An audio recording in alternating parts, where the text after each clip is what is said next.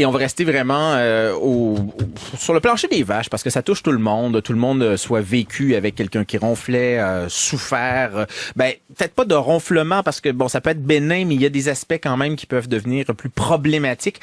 Et on va en discuter avec, vous l'avez entendu, Caroline Mainville, qui est pneumologue, Institut universitaire de cardiologie et de pneumologie de Québec. On a reçu cette question toute bête et je suis persuadé que depuis la nuit des temps, sujet amené, que des gens vivent ça et ont à subir les affres des ronflements. Pourquoi on ronfle, docteur Caroline Mainville?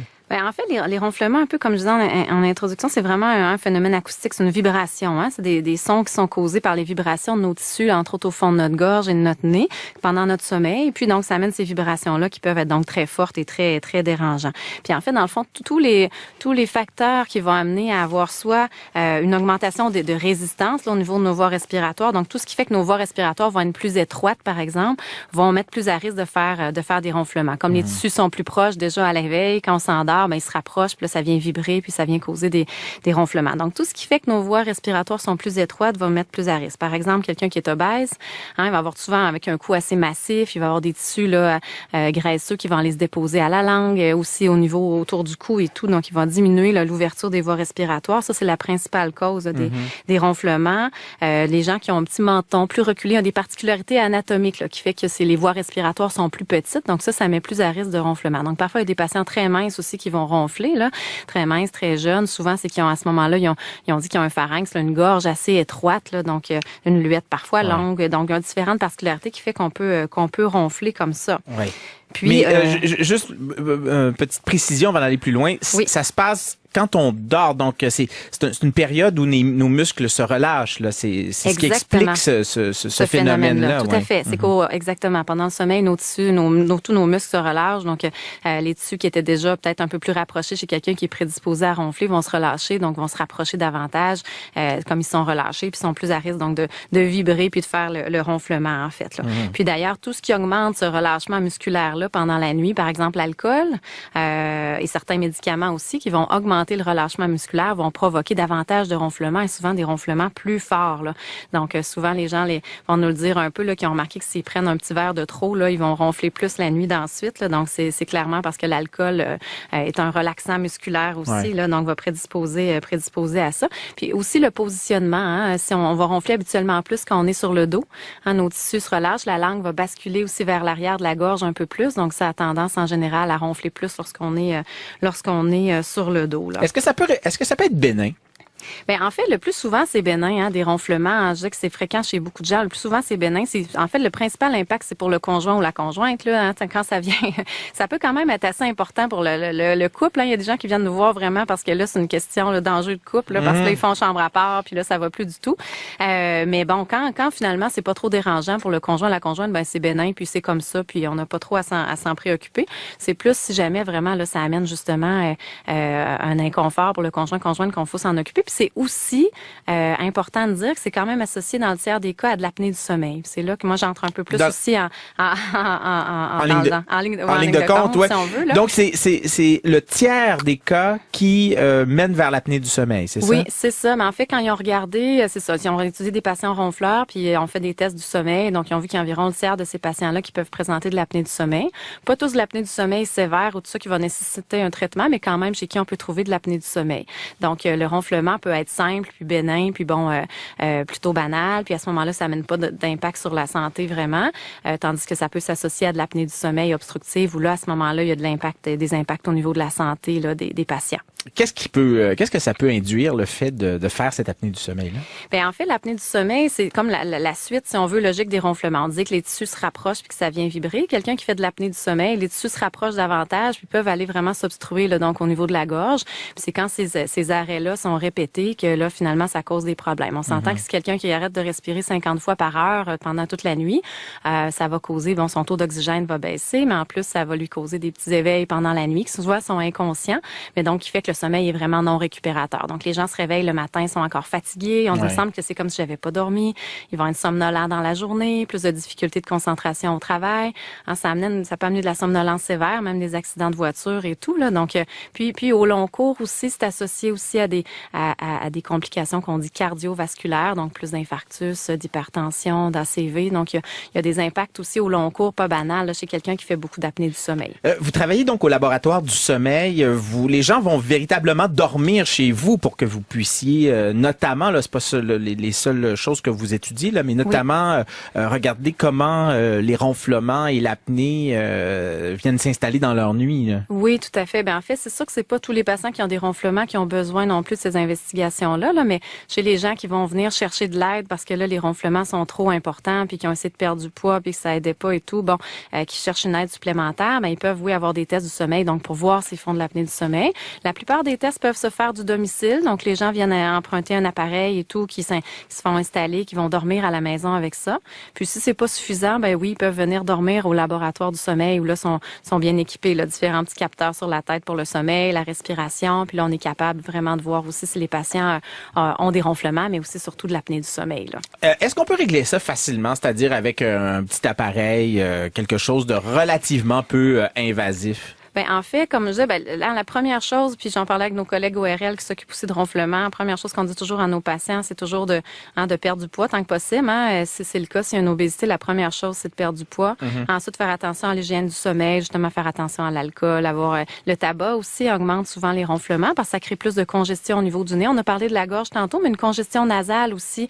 On parlait de nez un peu plus tôt, là, mais une congestion du nez puis un nez qui coule peut amener à faire plus de ronflements. Donc, il faut bien s'occuper aussi au niveau du nez. Donc, quelqu'un que c'est le nez qui est le problème peut s'occuper justement d'avoir au besoin un décongestionnant nasal ou un spray de cortisone au niveau nasal pour bien ouvrir le nez. Il existe aussi des bandes nasales donc qui peuvent aider à ouvrir un peu les ailes du nez là, qui sont en vente libre là, en pharmacie. Puis chez des patients qui la cause du ronflement vient du nez, ça peut être aidant. Il faut comprendre c'est ça que les ronflements c'est pas la même cause chez tout le monde donc ça vaut la peine de l'essayer. Quelqu'un peut essayer ces bandes nasales là voir si ça l'aide. Mais comment réussir à établir un bon diagnostic dans le type de ronflement dont on serait atteint, là, par exemple, si on sait qu'on ronfle? Là? Oui, ben en fait, des fois, les gens vont s'en rendre compte un peu eux-mêmes. Là. Il y a aussi de la congestion nasale au quotidien, donc ils se rendent compte que le nez est obstrué et tout, qu'ils ont une respiration plus par la bouche. Ils disent, moi, je suis pas capable de respirer par le nez. Donc déjà, on peut se douter que peut-être le nez est en cause aussi pour les ronflements. Donc ça peut guider aussi. Sinon, ben après, tu sais, selon un peu l'intensité et tout là, des ronflements, mais des fois, les gens vont avoir mal à la gorge aussi le matin. Mais c'est pas facile de savoir d'où vient le ronflement. Puis la réponse à ça, c'est que souvent, il y a plusieurs causes aussi, plusieurs sites de ronflement, ce qui fait que ça peut compliquer le traitement aussi. Comment on fait si on va aller vous voir là, pour savoir, parce que chez vous, vous le faites, là, ce type de diagnostic-là. Oui, tout à fait. Ben en fait, déjà, comme je disais, tu sais, avant, ça peut être de faire déjà des petits essais faciles. Perdre de poids n'est pas facile nécessairement, mais les petites bandes nasales. Sinon, après, si on veut vraiment savoir plus, si on pense vraiment à l'apnée du sommeil, là, les médecins de famille aussi peuvent faire des questionnaires de dépistage. Là, souvent, ça va passer par le médecin de première ligne, mais un peu des questionnaires de dépistage pour l'apnée du sommeil. Puis si on y pense et tout, ben à ce moment-là, oui, ils vous réfèrent à nous. Puis là, on fait les tests du sommeil. Puis ça se fait en collaboration avec les ORL, qui sont aussi les autres spécialistes, disons, du ronflement, qui peuvent intervenir aussi puis faire d'autres traitements. Ouais. Mais j'ai vu récemment là qu'il y avait des traitements qui impliquaient des petites prothèses. Là, ça a l'air pas trop invasif. C'est un support. Comment je pourrais appeler ça, un support mandibulaire, est-ce qu'on peut le dire comme ça? Oui, c'est ça, l'orthèse d'avancée mandibulaire. En fait, c'est un traitement qui est fait par un dentiste. On demande idéalement d'avoir un dentiste spécialisé là, qui est habitué d'en faire et tout. Puis en fait, le concept, c'est un peu c'est orthodontique, si on veut. Là, c'est un peu même un concept orthodontique, c'est-à-dire que ça ressemble un peu à un mouthpiece, si on veut, là, en plus petit et plus esthétique, là, mais le but, c'est mouler sur les dents. Puis le but, c'est d'avancer la mandibule, la mâchoire du bas, en fait. Là. Le but, c'est d'avancer la mâchoire pour en faire un peu plus d'espace, finalement, au fond de la gorge. Là. Ça va pas être bien confortable, ça? Ben, ça se fait graduellement. Il y a des gens qui s'y habituent très bien. Il y a d'autres personnes qui détestent avoir quelque chose en bouche et tout. Donc, pour dormir, ça peut être difficile, mais il y a une adaptation qui se crée à ça. Puis, les appareils sont de plus en plus confortables, là, si on veut, plus petits. Mais c'est sûr que ça nécessite une adaptation parce que graduellement, donc, on avance la mâchoire pendant la nuit pour libérer un peu d'espace. Est-ce qu'on peut carrément rentrer dans la bouche puis aller enlever enlever des tissus ou les rigidifier, c'est une autre procédure là, qu'on pourrait faire éventuellement. Oui, effectivement, c'est une autre procédure qui peut être faite. C'est sûr que de façon générale, pour les ronflements, comme les ronflements en simple, il n'y a pas d'impact pour la santé du patient. On essaie toujours d'être le moins invasif possible pour le patient parce que toute intervention chirurgicale, des fois, peut avoir des conséquences, des complications et tout. Donc, comme le ronflement, c'est dérangeant pour le conjointe, mais pour le patient, il n'y a pas d'impact sur sa santé. On essaie toujours d'avoir une intervention qui est le moins dérangeant, moins difficile pour le patient. Mais oui, il peut avoir des interventions qui vont se faire. Puis à ce moment-là, l'ORL va toujours avoir éliminé de l'apnée du sommeil avant. Donc, on va l'avoir vu aussi pour être sûr de bien identifier c'est quoi le meilleur traitement. Puis, donc oui, dans ce cas-là, si c'est juste des ronflements simples, tout le reste n'a pas fonctionné, ils peuvent aller faire là en fait un traitement vraiment par radiofréquence. En fait, au niveau du palais, là, c'est des traitements qui se font sous anesthésie locale. Là, ça prend quelques séances, 3-4 séances habituellement, puis chez l'ORL en clinique externe. Puis ça peut aider, c'est quand même assez efficace. Encore une fois, l'ORL, va regarder un peu d'où semble venir le ronflement, si ça vient du nez, plus de la gorge ou du palais, puis va être capable vraiment d'identifier si c'est un bon traitement ou non. On appelle ça les traitements de palais, hein? Les traitements de palais, en fait, oui, les traitements, oui. Après, il y a différentes choses ici qui peuvent se faire. Il y a aussi des chirurgies qui peuvent se faire, mais les chirurgies autres vont habituellement être faites, aller enlever un bout de palais, aller diminuer la grosseur de la langue et tout. C'est des chirurgies qui sont assez invasives, assez douloureuses, qui vont être réservées chez des patients qui ont de l'apnée du sommeil en général, chez qui les autres traitements ont été un échec ou s'ils ont vraiment là, un facteur qu'on voit, qui ont vraiment, par exemple, c'est des grosses amygdales qui fait des amygdalites à répétition, mais d'enlever les amygdales, ça peut enlever les ronflements. Avez-vous dit enlever un bout de langue? Oui. Aïe aïe. En fait, oui. Pour dire plus en termes plus scientifiques, une glossectomie médiane. Une glossectomie médiane. Oui, donc c'est vraiment la base de la langue, là, derrière la langue, il peut y avoir une partie de langue. Oui. Donc on comprend que c'est rarement fait. C'est rarement fait, mais ça peut être fait dans certains cas bien spécifiques. Là, on a un ORL donc, qui est spécialisé en apnée du sommeil, là, qui en fait dans certains cas bien précis. Donc ce que vous nous dites, il faut y aller étape par étape. Exactement. Et donc faut vraiment commencer donc alcool, cigarette, perte de poids. Après ça, peut-être des trucs un peu moins invasifs. Et là, vraiment, si ça se poursuit, on est avec les appareils, on est avec les chirurgies et la glossectomie. Comment vous avez dit ça? La glossectomie médiane. Ne retenez pas ça de façon générale. On veut pas se rendre là. On veut pas se rendre là, c'est très rare.